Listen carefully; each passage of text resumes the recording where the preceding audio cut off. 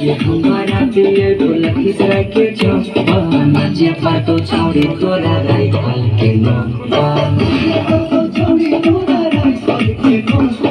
नमारी लुटाई बजा बसिक पूरा के चौपा नमारी लुटाई बजा बनावादा के चौपा नाचे पर तो छौड़ी तोरा राइफल के नौका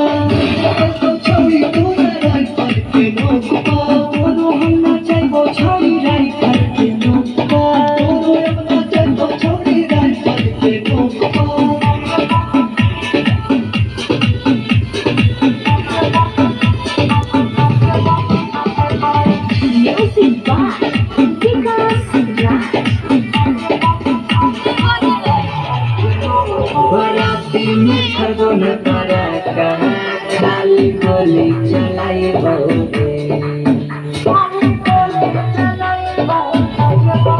शादी में कुछ सहेली साथ करना चाहिए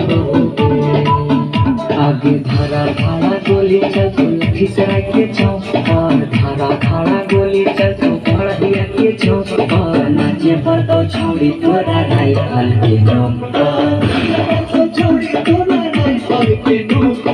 तोरा हम नाचे गो छौड़ी राइफल